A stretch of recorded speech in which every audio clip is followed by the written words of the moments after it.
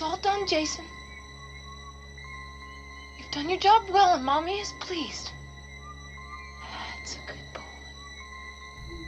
Hello, and thank you for tuning in.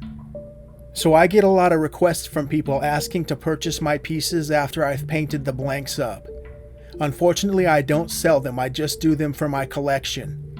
The one that I get asked about quite a bit is the Betsy Palmer, Pamela Voorhees severed head prop. This blank comes from a seller on eBay named Blackjack99. This video will help you easily paint the prop without using airbrushes, simply by using a technique called dry brushing. What you're going to need to complete this process is the blank from Blackjack99 on eBay, a sharp pair of scissors to trim the blank, a set of different sized chip brushes for the base coat and the dry brushing. Make sure to get several of each size chip brush as you will need them as the process goes along. A fine tip brush for the teeth, an assortment of different flesh tone and brown paints. If you're going to be using acrylic paint, make sure to mix it with some liquid latex so that it doesn't crack when it's on the prop. And a blonde or gray short woman's wig. I found mine on Amazon.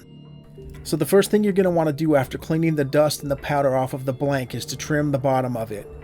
This is pretty easy because there's a line to guide you, and it can be pretty rough considering that it's supposed to be a severed head. So these are the colors that I decided to go with for this project. A dark flesh tone for the dry brushing and the top coat, and a dark dirt color for the base coat. I will be using an even darker dirt color later for the shading. Watch to the end, and if you don't like the colors that I chose, choose something different. It's really in the eye of the beholder. So anytime you use these cheap chip brushes, they come with a lot of loose bristles. So I just usually will pull on them and make sure that there's no loose bristles before I go to use the brush. Okay, so I did one base coat and let it dry thoroughly, and now I'm doing a second base coat and letting that dry thoroughly before I start the dry brushing. Okay, she's all dried up, so let's go ahead and start the dry brushing. Now, if you're not familiar with dry brushing, hopefully this will help. You simply dip the tip of the brush into the paint and then dry it off on a paper towel or a paper plate or whatever you're using. Then you brush lightly all over the prop, and then you repeat the process over and over, and that's dry brushing. This will lighten and bring out the high areas and leave the low areas dark and hidden like shadows. Try to go against the grain of her wrinkles until you figure out how light you want it to be, or until you're used to using this process. Now, after doing this for some time and adding a few different coats, it'll start to look something like this.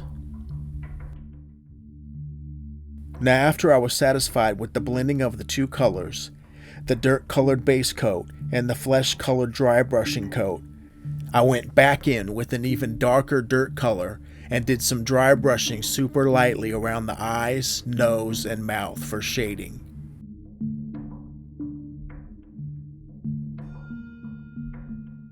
Then I took that same super dark dirt color and dry brushed very gently all around the whole prop to give it some more depth and to make it look super dirty and grimy.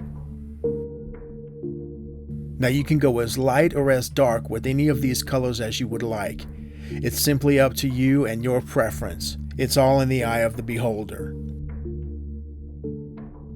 Now we're going to use the fine tip paintbrush and go in and do the teeth. I chose zombie flesh dark for the teeth. It's like a yellowish flesh tone. It looks super grimy and dirty for teeth.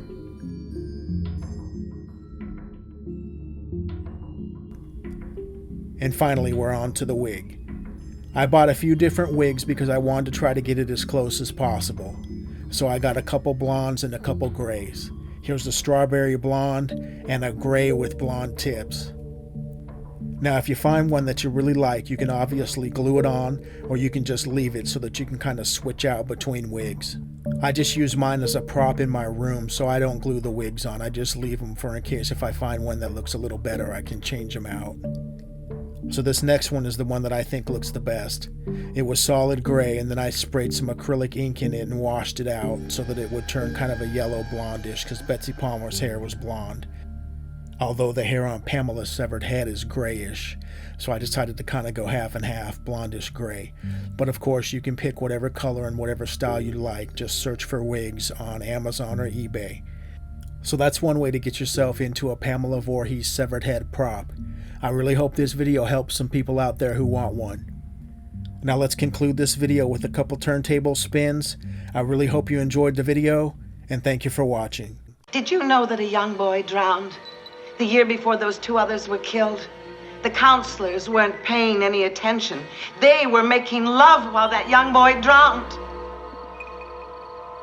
His name was Jason. I was working the day that it happened, preparing meals. Here, I was the cook. Jason should have been watched every minute. He wasn't a very good swimmer. We can go now, dear. I think we should wait for Mr. Christie. Oh, that's not necessary. I don't understand.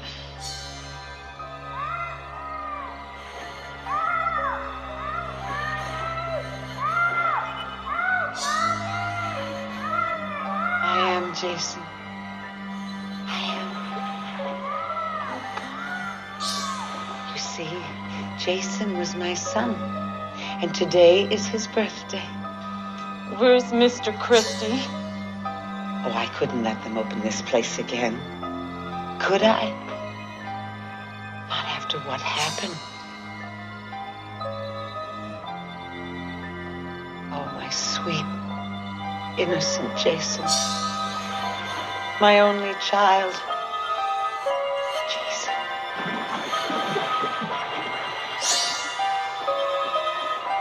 You let him drown. You never paid any attention. Look what you did to him. Look what you did to him.